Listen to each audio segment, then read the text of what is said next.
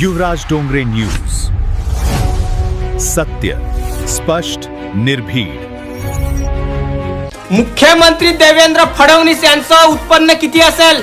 90,000 रुपये वर्षाचं. 90,000 रुपये. एवढा गरीब आहे आपल्या महाराष्ट्रातला मुख्यमंत्री. मुख्यमंत्रीच नाही, उपमुख्यमंत्री पण गरीब आहे. त्यांचं पण उत्पन्न 90,000 रुपये आहे. आणि ते एससी कॅटेगरी मध्ये पण येतात. त्यांच्यापाशी बीपीएलचं कार्ड पण आहे आणि त्यांच्यापाशी सगळ्याच गोष्टी आहे. प्रूफ आहे माझ्याजवळ. प्रूफ पहा. तहसील कार्यालयाने इश्यू केला. कुणाच्या नावावर? एकनाथ संभाजी शिंदे. राहतो कुठे? आंबेडकर नगर, छत्रपती संभाजीनगर मध्ये राहतो. मग उत्पन्नाचा दाखला एका वर्षाचा, तर उत्पन्नाचा दाखला कोणी इश्यू करतं? तहसील कार्यालय. तर 2 डॉक्युमेंट्स त्यांनी पाठवले. ओरिजिनल डॉक्युमेंट्स आहे. हे देवेंद्र गंगाधरराव फडणवीस यांची वार्षिक उत्पन्न 2024-25 मध्ये 90,000 रुपये प्रतिवर्ष होती. 90,000 रुपये. आणि एकनाथ शिंदे साहेब ही असेच गरीब आहे. 90,000 रुपये त्यांची ही हे आहे.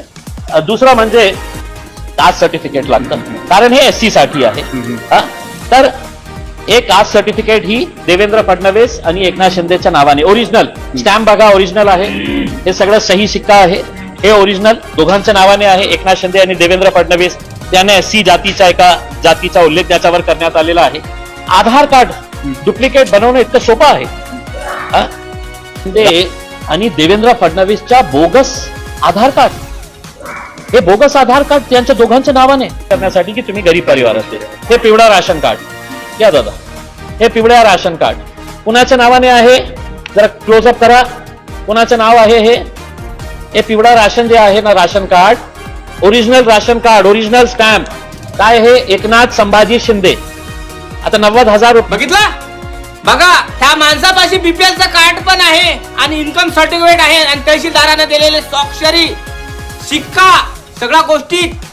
म्हणजे 90,000 रुपये सालाचं इन्कम, सालानाचं इन्कम 90,000 रुपये देवेंद्र फडणवीस साहेबांचा आहे आणि एकनाथ शिंदे साहेबांचा आहे.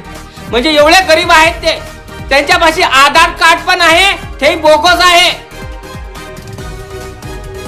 बीपीएलचं कार्ड आहे. काय म्हणाल तुम्ही? आपल्या महाराष्ट्रातल्या लाडके उपमुख्यमंत्री आणि मुख्यमंत्र्यांना त्याचे डॉक्युमेंट सारे बोगस आहे. एवढं मोठ्या चांगल्या फरारी मध्ये घुमतात, कार मध्ये घुमतात, मोठमोठे बंगले आहे, कार आहे, करोडाच्या प्रॉपर्टी आहे आणि इन्कम सर्टिफिकेट 90,000चं काढते. काय म्हणाल तुम्ही? महाराष्ट्र पुष्ट आहे. कमेंट करून तुम्हीच सांगा काय म्हणाल.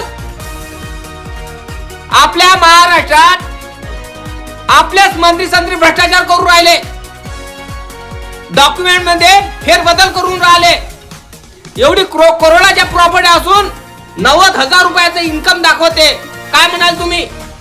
आणि ते तहसीलदाराचं सर्टिफिकेट, सही शिक्का, थंब लावून, सगळ्या गोष्टी लावून काय म्हणाल? तर अशा मुख्यमंत्री आणि उपमुख्यमंत्री आपल्या महाराष्ट्राचे, आपण महाराष्ट्राचा कारभार त्यांच्या हाती दिला आणि असेच लोक डॉक्युमेंट मध्ये बोगसपणा करत असेल तर मग सर्वसाधारण माणूस हे डॉक्युमेंट मध्ये बोगसपणा करेल तर मग काय? कोणावर गुन्हे दाखल होणार? काय वाटते तुम्हाला? कमेंट करून तुम्हीच सांगा. आपल्या महाराष्ट्रात उपमुख्यमंत्री, मुख्यमंत्री बोगस डॉक्युमेंट बनवतो, आधार कार्ड बनवतो, बीपीएलचं कार्ड बनवतो आणि सांगतो की एससी कॅटेगरी मध्ये नोंदवला जातो. म्हणजे एवढे गरीब आहे आपल्या महाराष्ट्राचे मुख्यमंत्री, उपमुख्यमंत्री. एवढा गरीब म्हणजे आतापर्यंत हे कार मध्ये घुमून राहिले नाही. याने तुमच्या प्रॉपर्टी जमा केलेल्या आहे. यांच्या बायका चांगल्या चांगल्या घरात राहून राहिल्या, चांगल्या चांगल्या गाडीने फिरून राहिल्या, सोने नाण्याने फिरून राहिल्या. हे सगळं का फक्त विकतचं घालतात का? हे जे बंगले आहेत यांचे मोठे मोठे शहरामध्ये, मुंबईमध्ये मोठे फ्लॅट आहे, कारखाने याचे मोठे मोठे कंपनी आहे, हे का दुसऱ्याचे आहे का? बरोबर नाही. हे डॉक्युमेंट 90,000चं लावतात, इन्कम सर्टिफिकेट 90,000चं लावतात. तर विचार करा तुम्हीच. हा मोठा खुलासा झालेला आहे. आणि आपण नॉर्मल लोक डॉक्युमेंट मध्ये थोडासा काही बदल झाला, आपल्याला किती वेळा चक्र बनावं लागते. आणि एवढे मोठे लोक हे डॉक्युमेंट मध्ये असा फेरफार करून राहिले. बोगस आधार कार्ड, बोगस सर्टिफिकेट बनवून राहिले, बोगस इन्कम बनवून राहिले, बोगस कास्ट सर्टिफिकेट बनवून राहिले, बोगस बीपीएलचं कार्ड बनवून राहिले ते पिवळं. अरे गरीबातला गरीबापाशी पण पिवळं कार्ड नाही आहे दादा रे. आपल्या मुख्यमंत्र्यापाशी पिवळं कार्ड आहे. गरीबापाशी कार्ड नाही आहे, मायेपाशी कार्ड नाही आहे म्हटलं केशरी, सॉरी पिवळं. आपल्या उपमुख्यमंत्र्यापाशी केशरी पिवळं कार्ड आहे बीपीएलचं. काय म्हणाल तुम्ही? काय म्हणाल? धक्का पोहोचला ना? धक्का पोचणारच आहे. कारण आपण आपल्या महाराष्ट्रामध्ये सगळं जे आपल्या महाराष्ट्राच्या कारभार आपण गलत इन्सानकडे दिला का असं वाटून राहिलं नाही का तुम्हाला? हे जे डॉक्युमेंट दिसून राहिले तुम्हाला, हे डॉक्युमेंट खरे आहे का? हे जे दाखवलंय खरं आहे का? काय वाटतं? हे जे डॉक्युमेंट दिलेले खरे असेल का बनावट आहे?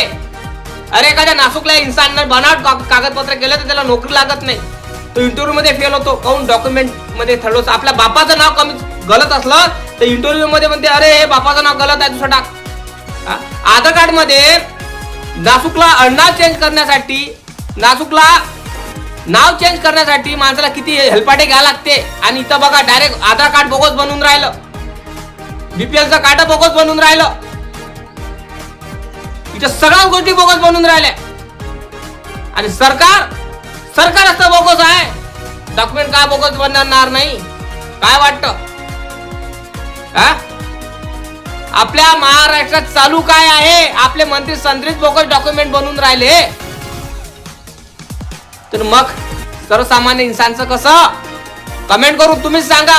हे जे डॉक्युमेंट आहे हे खरे आहे की खोटे आहे? खरंच आपल्या उपमुख्यमंत्र्याचं इन्कम 90,000 आहे काय? मुख्यमंत्र्याचं इन्कम 90,000 आहे का वर्षाचं, सालाचं? काय वाटतं तुम्हाला? कमेंट करून तुम्ही सांगा. लाईक करा, चॅनलला सबस्क्राईब करायला विसरू नका. जय भीम, जय शिवराय, जय जवान, जय किसान, जय संविधान.